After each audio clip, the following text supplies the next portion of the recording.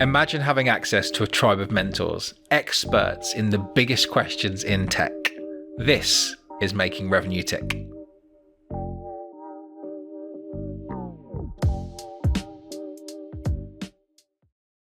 Hello and welcome to Making Revenue Tick. I am pumped today because I've been joined by someone that I've admired for a long time, Scott Leese. How are you doing, Scott?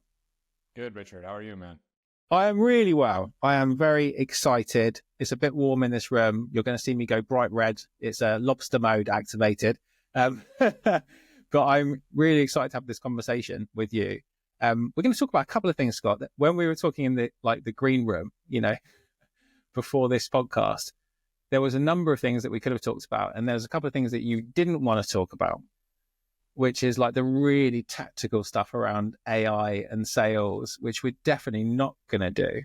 But I would love to ask you a bit more about a particular LinkedIn post that I saw that I loved that you wrote, because it talks to the part of the market that I serve to, which is this 0 to 25 million range, and about some of the reasons why these people just don't make it, and some of the things that really does add up to these businesses having a really blooming good chance of being successful. So what I'd really love to know is, why is 0 to 25 million like a phase that you absolutely love? I think it has to do with just being a part of building something and feeling like what you do makes a really tangible impact. If you and I go work for Amazon or Apple or whatever big, huge company out there, we go close like $1 million deal today. We're barely a blip on the radar. We're like a line item on the spreadsheet. And that doesn't feel good to me. That doesn't appeal to me. But if I'm working at a little startup and we do $1 million in revenue, you're like a hero, right? And you really can feel like this is making a huge difference in the growth of the company and everybody's lives, frankly, who are a part of the team. So that's part of it. You can move a lot faster, get more things done. You don't have to have 7 committee meetings to, figure out what flavor of sparkling water you're going to have in the fridge. It's stuff like that. You avoid a lot of red tape and, protocols and all these kinds of things. So I think it really appealed to the entrepreneur in me. I didn't know it in the beginning, but I think I know it now. So I just have more fun there. Yeah, I love it. I'm exactly the same. I think most people I speak to who are attracted to this part of the market, if we think about it from a talent perspective, at all levels, they often talk about the fact they want to go into a place where they feel like they can make an impact.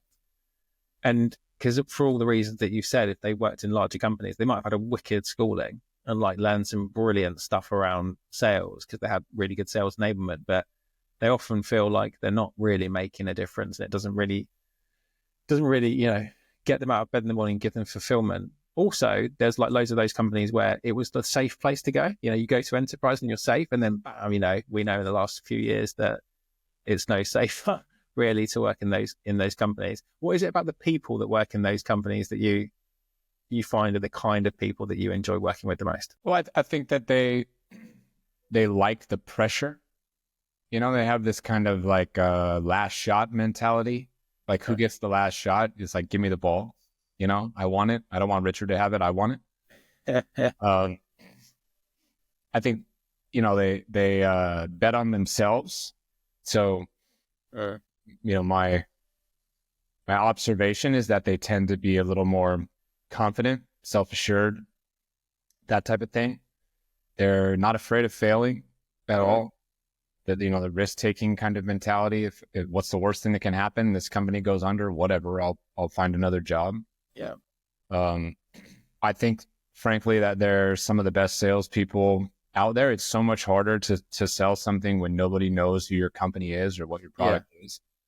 If I call you up and I'm like, hey, this is Scott from Apple, who I am and, what I'm all about and what the company's all about. If I'm like, hey, this is Scott from Richard.com, You know, people are like, what the hell are you? Like, that's a massive challenge. Sure. You know? And I think they tend to be pretty ambitious. People who go in the early stage gravitate towards, you know, wanting to do things a little bit faster. They have a stronger sense of urgency to get things done, move up, advance, that type of stuff. And so, you know, these are all characteristics of the type of people that I want to be around at the end of the day. I don't really want to spend my time around somebody who just wants to hang out and hide out and play it safe and show up at 9 and leave at 4 and collect my paycheck and go on about my life. Like, that sounds boring as hell to me. So I never had an interest, you know, in going the other way. And I don't have much of an interest in spending time with people who go the other way either. Yeah. Well, I love it. I think it's the most exciting part of the market. I think because these people, if you talk about the founders as well, right? The kind of person that would actually go like really all in and risk it all because they've had this idea, or they got so pissed off with the way that things were and they've seen that it shouldn't be like this any longer. They had enough. Or maybe they were part of a big business and they got riffed, or some bad shit happened and they're like, I just want to take control of my destiny. There's a level of like excitement and inspiration and fearlessness in those people that's just really, it's really attractive and exciting. Even though they don't know exactly how to sell that. They've built like this wicked tech that's going to go and change the world, but they don't necessarily know how to go and solve it. And I'm just thinking we've probably got some people listening to this who are going to be like the startup executors who are drawn to kind of like bringing that dream to reality, being like, I call intrapreneurs. But then we will also have the founders who are the ones that were crazy enough to believe that they could change the world. And I wonder if I asked you a question around the types of founders that come to you, what are those characteristics, the patterns across most of the ones who really get you excited? Most of them are trying to solve a problem that they've experienced or dealt with before. There's very few people who just dream up this product or idea that has nothing to do with what they've been doing recently. Yeah. You know, if I've been working in sales and this certain thing is like a frustration of mine, then I start having this idea of how to fix that thing and eventually go start a company around that thing. So that's one super common characteristic. Another one is that the majority of them tend to be product focused, engineering focused type backgrounds. So they build stuff, they build the tech, which means they're not salespeople by trade. They don't really understand how to come up with the messaging, the approach, the tactics, things like that. So they need a lot of help in getting there. And, you know, they're either going to get that help on their own through books, podcasts, you know, talking to people that they know. Maybe they'll get there through advisors, investors, stuff like that. Maybe they'll get there through hiring people full time. Maybe they'll get there through hiring consultants. But eventually they have to learn some aspect of selling, and the best ones have an interest in doing founder-led selling and actually figuring out, you know, what that sales process is like, what the messaging is like, what it's like to close a deal. And then they have a little bit more empathy for the people who are in those selling roles. And that the founders who come from more of a sales, even marketing background, they have a much better understanding of what's required and how hard it is. I think they actually tend to have more realistic visions of like what the growth rate is going to be, the forecasts are going to be, right? Because they know how hard it is, you know, and yeah.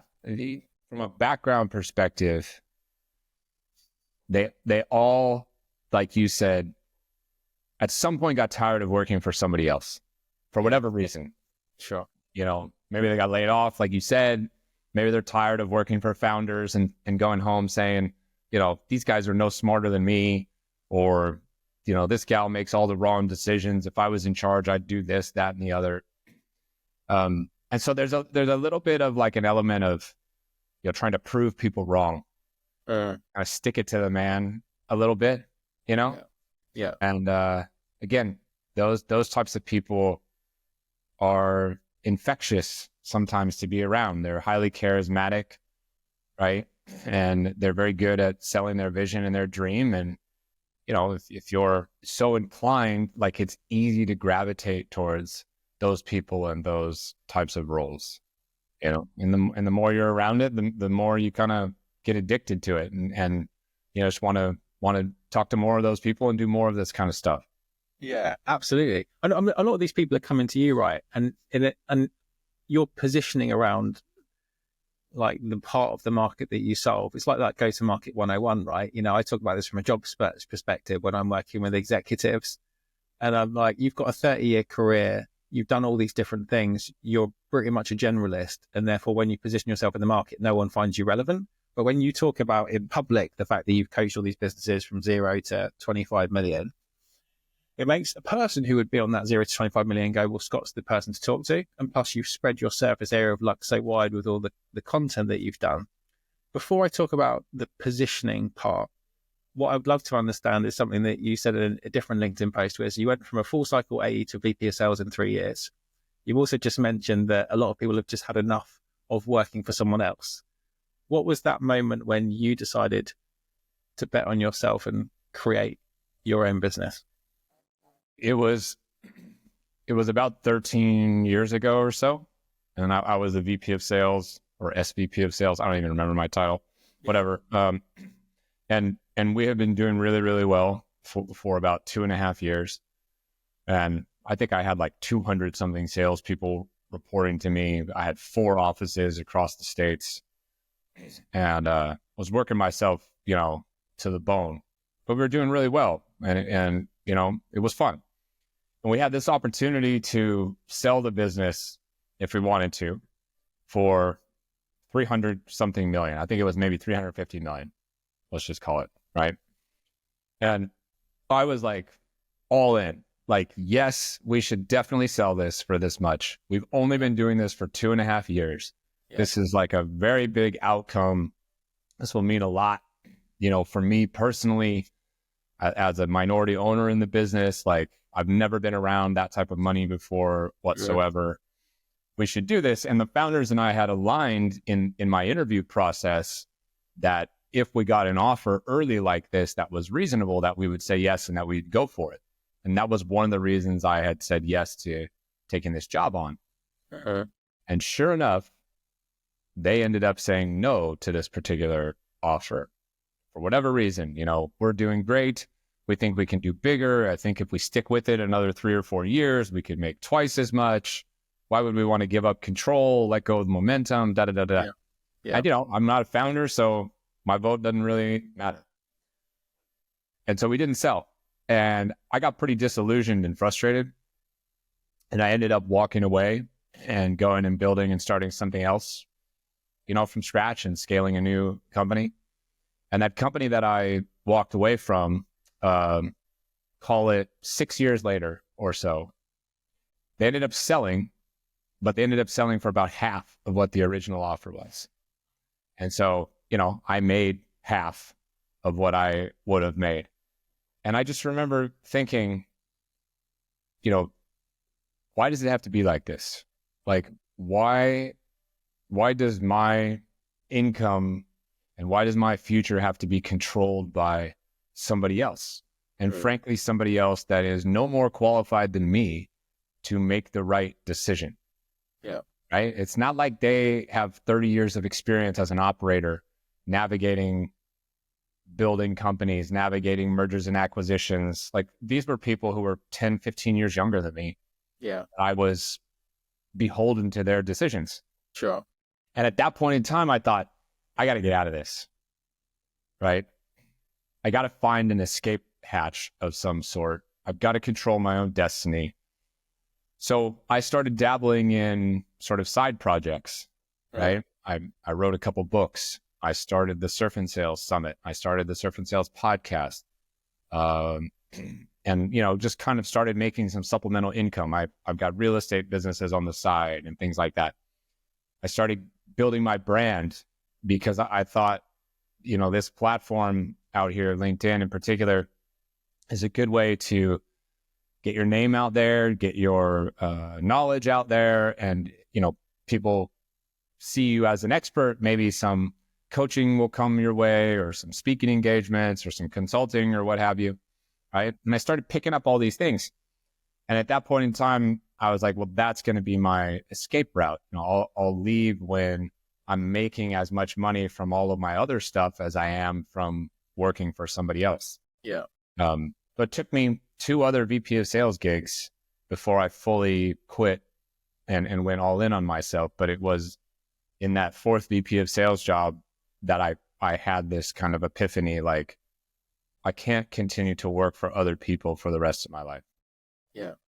I didn't know that backstory. I'm very glad I asked the question.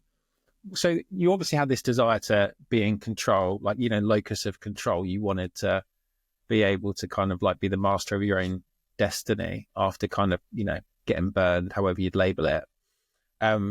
You picked to do something that's really bloody difficult. It would have been easier to just continue down and try and find the right home and grow. You didn't. You decided to go and pick a thing that you were good at, you'd learned a load of skills in, you got some patterns and different ways of doing it, you had some success. When you think back to that decision point, when you decided to go all in, what was the thing that you were looking to move towards? Not really just necessarily move away from the pain, but what were the things you were looking to move towards? I was looking to move towards significantly more income, number one, coupled with increased flexibility in my schedule, moving towards setting my own goals rather than having to deal with somebody else's goals, not getting grief for wanting to do things a particular way. I mean, I can remember, for example, one story. I don't remember what year we were doing good as a company, and I was coaching my son's Little League baseball team. And I remember telling my boss, hey, I have to leave at like 4:30 today, like a little bit early. My son has a game at 5:30, and I got shit for it. And I was just sitting here thinking, like, here I am, 40 something years old, right? Or late 30s, whatever I was, telling this 23-year-old, like, who doesn't have kids, who doesn't have a family, not married, whatever, like, hey, here's this thing that is really important to adults, to like spend time with your kids, be there for them for these things. And I'm getting hell for it. And it's like, I want to move away from that. I want to move away. I want to move towards being able to do what I want to do when I want to do it. Go to my kids' events, games, whatnot. So there's a certain amount of freedom and flexibility, and those things happen to come with the opportunity to earn significantly more income if you do it right. Yeah, I love it. It makes me think of, I'm not sure if you're familiar with Dan Sullivan, the guy behind Strategic Coach. He's written some incredible books you might have heard of. 10x is easier than 2x is one of his, and Who Not How, both amazing books. He talks about how he's been coaching entrepreneurs for 35 years. And he talks about all entrepreneurs are driven by 4 freedoms: freedom of time, freedom of money, freedom of purpose, and freedom of relationships. And you touched on all of those 4 things in terms of the things that you're looking to move towards, which I absolutely love, because it's so true. I've been through that journey. I'm much earlier in the journey. I went all in on myself like 2 years ago. But it was about all of those things. And I've had moments. I recently went to Lake Garda over Christmas with my beautiful wife, and we were by Lake Garda in this place called Malchesine, very beautiful. And I remember saying to her, the last time that we were here, I was sick by the side of this lake because we had a forecast slip, and my CEO called me and was like, you need to redo the forecast. I don't believe in it. And I had to go and like spend the day calling around my team, updating the forecast, and the stress of doing that, I was like literally physically vomited. And that was a massive turning point for me to go, I do not want to be in this situation again. So it resonates, man. It does. It really does resonate. I think a lot of people get to that point, especially as you get more experience and you get, a little later in years and whatnot.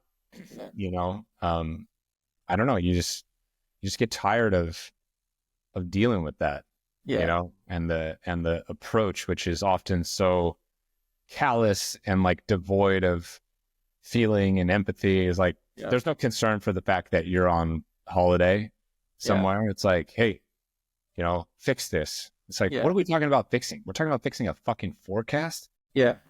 Forecasts are mostly bullshit anyways. What are we doing? Yeah. And then you stress yourself out to the point where you start to have, health problems. Like we all, if you've been in this game long enough and operated at the highest levels like that, everybody I know has dealt with that kind of stuff. Right. And very few people just willingly stay in that spot forever. Nowadays people are leaving that earlier and earlier. Right. And they're kind of recognizing like, man, there's a lot of opportunity out here for me to, find ways to make a living on my own. And I don't have to do what Scott and Richard did. I don't have to do this stuff for 15, 20 years before I leave. I can do it sooner. That's a huge trend in the last 5 years or so. So more power to them. So I think something I'd love to ask you about is, we've talked about the reasons why we kind of like got into the things that we do and the types of people that you love to work with. What I think I'd be really curious to understand is, when people come to you, what's that big question that you consistently get asked by founders who are looking for your help? The main question that people come to me with is, how do I make this sales process predictable, consistent, repeatable, and done in such a way that we can metaphorically just hire anybody off the street and train them and teach them to be as successful, if not more successful than the founder. Yeah. That's the main thing that they're trying to figure out. They've often built this thing that they love, that is complex. They want to talk about every single aspect of the product, every feature, everything that it does, and they overcomplicate things. Yeah. And they don't write things down, so they didn't, keep track of what their process was, because they're not tacticians and professional salespeople. They just were like figuring things out as they go, right? And so my job is to help take this complicated problem and these complicated processes and simplify the mess out of it. Yeah. And put it into something that is digestible for damn near anybody, and that somebody can replicate and have success with. And that's the thing that everybody needs help with. And that's getting more awareness, that's building more pipeline, that's closing more deals. All of it stems from, how do I take this complex thing that I've built and simplify it and codify it in such a way that we can repeat it over and over again, regardless of who the people are in those seats trying to sell. That's a really well delivered value proposition, because it's, if you take this like need to hire this almost unicorn person, like, I know we spoke about it in our pre-chat, but I often get asked by founders, once they've like internally done their scoping around what they think they need from a go-to-market hire, and it's this unicorn. It is this unicorn. We don't really have product market fit, or we're not really clear on our ICP. We have a gap in marketing. This person's not really delivering. Can you find us someone who can sell personally, who can build the sales playbook, who can executive client manage, who can manage sales, marketing, build partnerships? And I'm like, look, no one's done discovery. So you almost get like this wish list of things that people are trying to glue together into this unicorn. And no one's taking the time to just go and really like challenge what they actually need and kind of like where they are. So when people come to you, how much of what you're doing with them is unpicking what they believe the solution would be and getting back to this kind of like point of truth from which you can build from. Can you talk me through how that works? Yeah, the beginning part is like that. It's most founders get it after a while, and so it's not like a year-long battle or something like that. But a perfect example is I was working with this company a few years ago, and there's a really complex solution that can do a lot of different things. And I sort of said to them, write me a list of all the most important things, okay, that this product does and can do. It was a list of like 100 things. All right. Wow. And I said, great, good job. Now I want you to delete 97 of them. And, there was like a massive look of panic, like, what are you talking about? That will never work. That's not good enough. How do I do that? How do I pick and choose between what's, necessary or not? And I've tried to explain to them, like, no one wants to sit and listen to 100 possibilities and 100 things that can be done. Yeah. You've got to distill this down into like 3 or 4 main things that are like the tip of the spear. It doesn't mean you never use the other 96 things, 97 things. Yeah. It just means don't fucking lead with them because you're going to overwhelm somebody. Yeah. Right. So chip away. Right. And they whittled the list down, and now they're at like the top 20, and they're like, no way. Like, I cannot cut any of these other things. Right? Children. Yeah. I'm like, oh, well, we got to make some painful cuts because I can't pitch somebody on 20 different possibilities. Yeah. Right. I need to be able to ask somebody a couple questions and have them say like, yeah, that's a problem. Not 20 in a row. Nobody's going to sit through that. Right. But eventually when you get there, you're like, oh, basically what we do is X, Y, Z. And then if you just focus on those things, then the prospect or the people you're talking to are like, well, what about this? Can it do that? And you're like, yeah, of course. And you just keep pulling these ace cards out of your back pocket. They could ask me 97 more questions, and the answer is yes to all those. Yeah. And it gives them a feeling and a sensation of like, holy cow, like this guy does everything, right? But if I led with all those things, I just scare somebody off and push them away. Yeah. And that's the trick of it all. Amazing. I love that example because, like when someone's so close to their own business, you have these massive blind spots you can't see. And when you're building a startup in that kind of like 0 to 1, you kind of say yes to a lot of things because you just want to get some revenue, particularly if you've gone all in and you don't have any of that security and that certainty. So I guess what I'd be curious to understand is, so let's say founders are coming to you and they're asking you to solve this challenge. They want some repeatability. They felt some frustration. How different is it in terms of the challenge that they're bringing to you based on where they are in that kind of like 0? I don't know how you see the phases, but on like, 0 to 25 isn't one phase, right? So how do you see the phases in that 0 to 25 growth range? Well, there's certainly like the 0 to 1 phase, which is where most things die. So that's the most critical one. None of the other things matter, obviously, if you don't get the first phase nailed down. Yeah. Then there's this phase where you're going from simply doing founder-led sales to, you've got a couple salespeople and it's transferring this knowledge. So it's not just Scott who can sell this. It's also Richard and also Sally and also Steve and whatever. Right. And then from that phase, now you have to really start to think about more.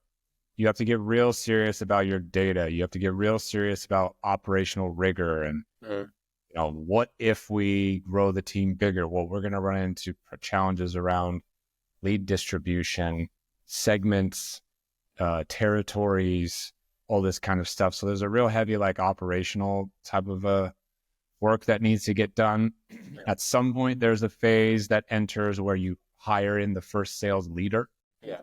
That person has to get onboarded. And if you do it right, that person should be also selling initially. So they learn what it's like and earn some trust amongst the team. Yeah. And then that person kind of takes over the responsibilities of managing the reps and so forth. Right. So there's an evolution here in these different phases. And I mean, if somebody comes to me and they're at 20 million already, they've probably got a small team. They've probably got a sales leader, and they're probably a little bit stuck or a little bit flat.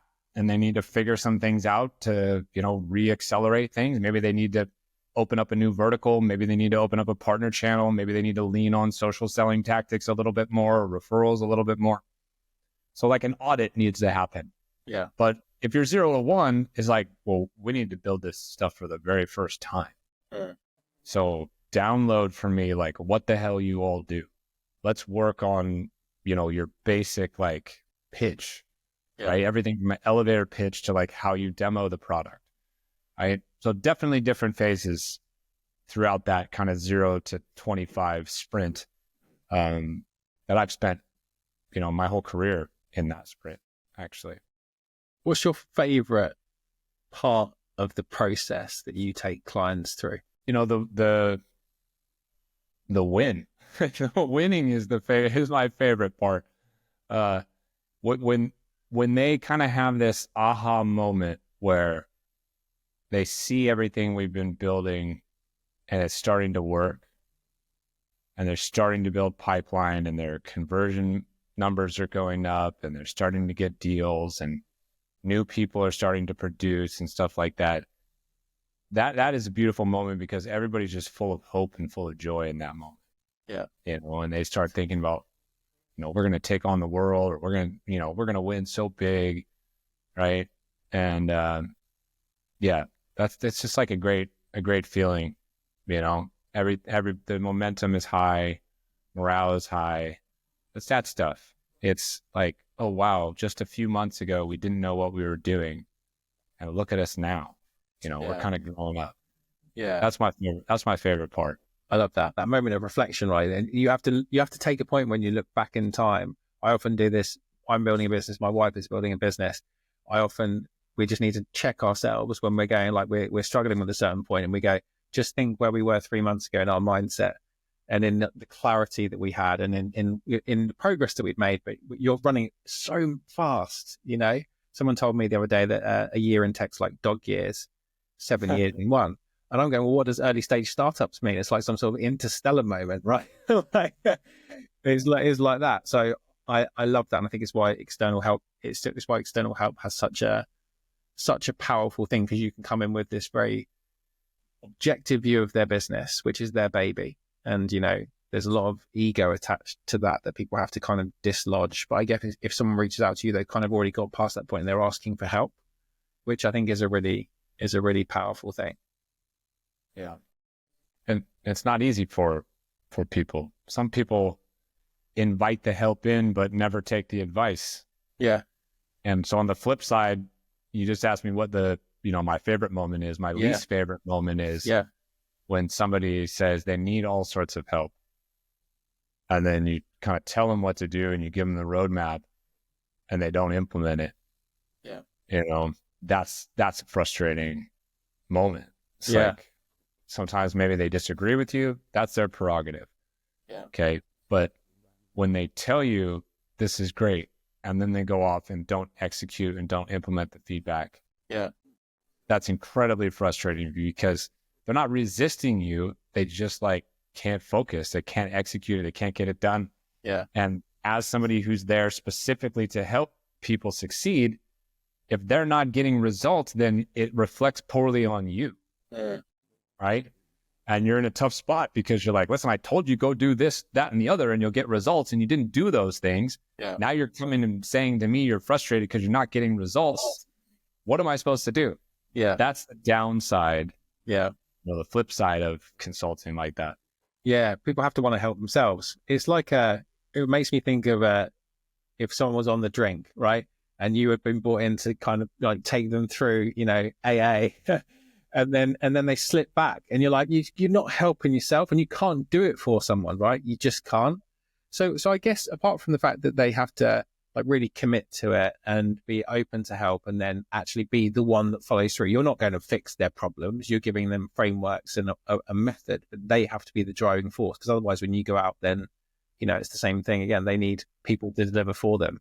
So when people get it right, in all those examples, the hundreds of examples where you coached startup founders in that stage, what are some of those common patterns that are consistent with the ones who do go and have that aha moment where everything changes? Yeah. Well, they they operate with a high sense of urgency and focus. They sort of recognize that this is the most important thing for them to be working on right now. And so they prioritize it. They prioritize it over other stuff. Like they're not focusing on fundraising, or they're not focusing on the product as much for this period of time. So just making it a priority and committing to doing the work, that sets them apart straight away.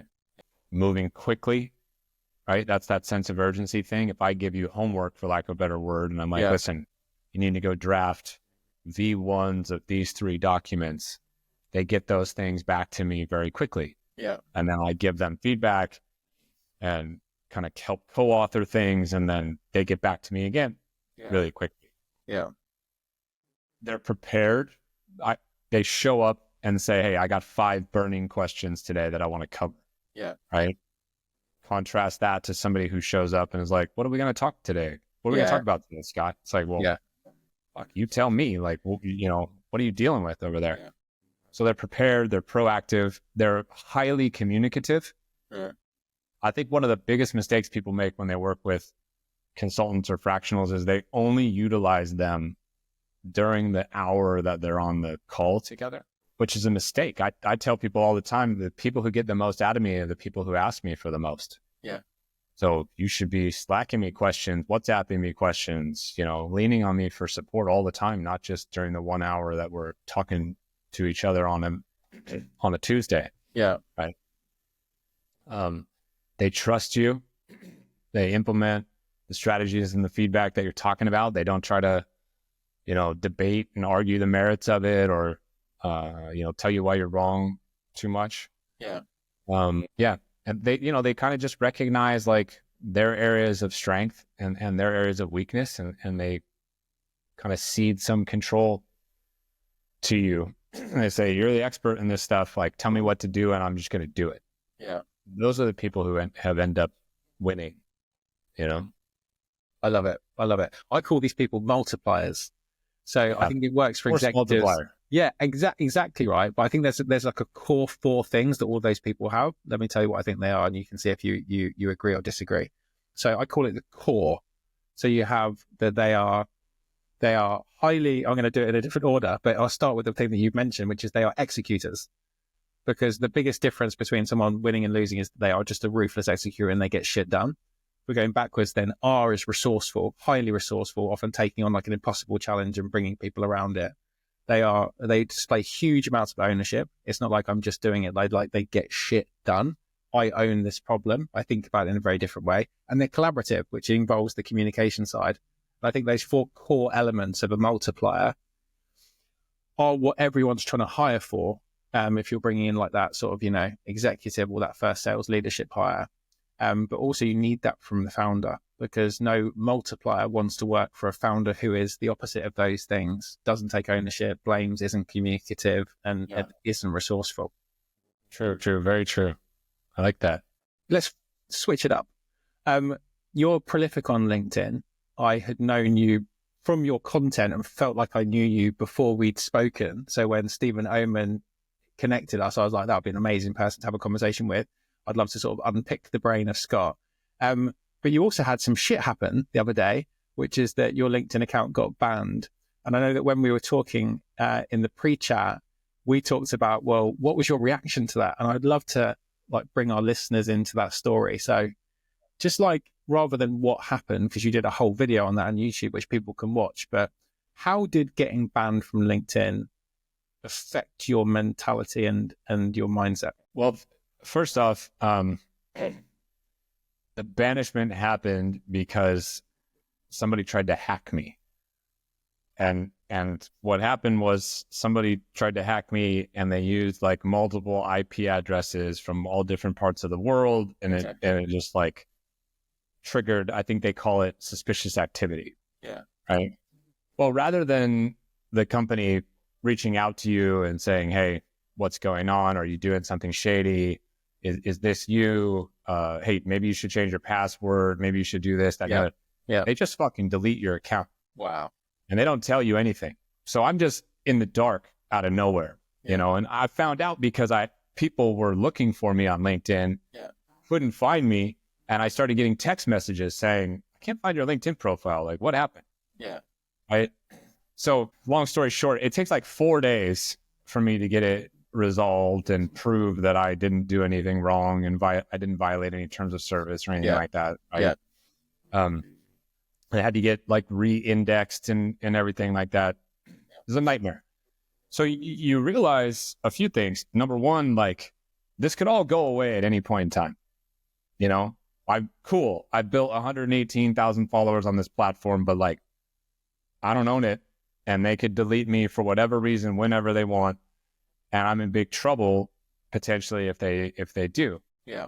So it certainly makes you think about like diversifying your network and diversifying where you're active and trying to build a following across multiple different platforms. Yeah.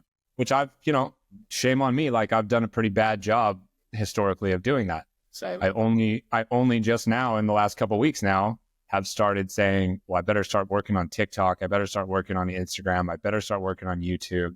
Yeah. Twitter or X, I've done a little bit over there, but maybe I should put forth a little more effort. Maybe I should reignite my newsletter again. So you start thinking about these things. You kind of always knew that they mattered, but you could justify it because you've never really been impacted by it yet. And I've been doing quite well. So it's just like this kind of nagging voice that I ignored, right? Yeah. Till now, when I'm like, well, shit, I better do something about it, right?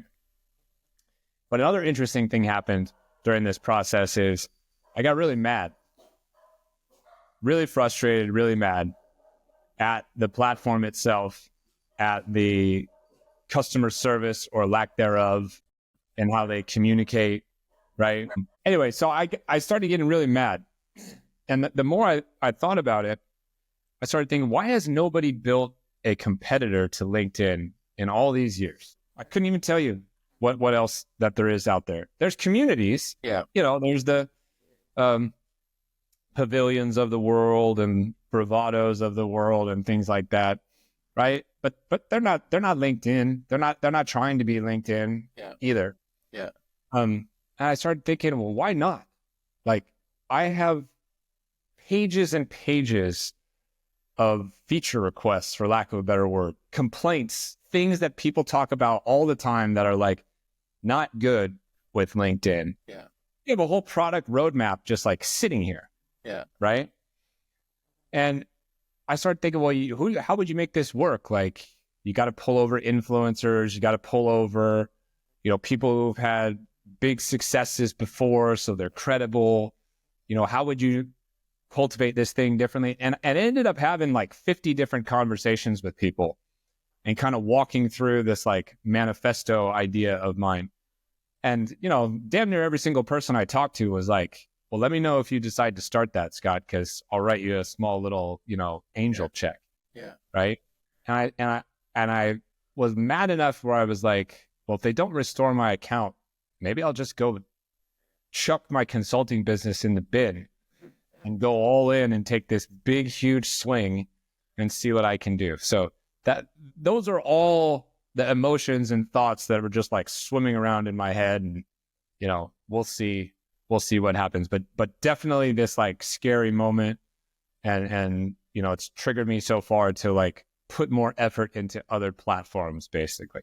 Yeah. Because like you talked about wanting to move away from a business where you felt out of control. It's exactly the same, right? A lot of people feel like slaves to the algorithm, my post reaches down, it's like, it is. It's like, it is. It's very real. I actually took some time to look at my numbers from 2024 compared to 2025 and even 2023, 2022, and the impression count has gone way down. Yeah. Like 80% decline. Yeah. In a few years. Yeah. But the engagement rate and the reaction numbers and the comment numbers and things like that are relatively flat. It's just the impression that has gone down. Yeah. And everybody's like, well, impressions don't matter. Well, I will go to the grave saying impressions do matter. Yeah. Because the more people who see your stuff, the more likely they are to eventually reach out and ask you questions about stuff and become a lead. Yeah. So we are a slave to the algorithm a little bit, right? And so what can we do differently? And that's some of what I'm thinking about now. Yeah.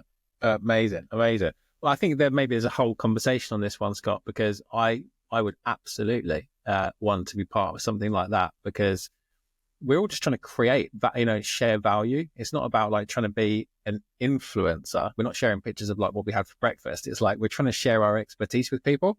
And the more that platforms make it hard for us to do that, the more I think that there will be someone like you, whether it's you or whether it's not, who does go and create something that like founders love and the executives love. And it almost becomes like this social place that people come together to go and find value and help each other. So yeah, and if done right, it should be devoid of all the things that people don't like about the incumbent platform. Yeah. Right?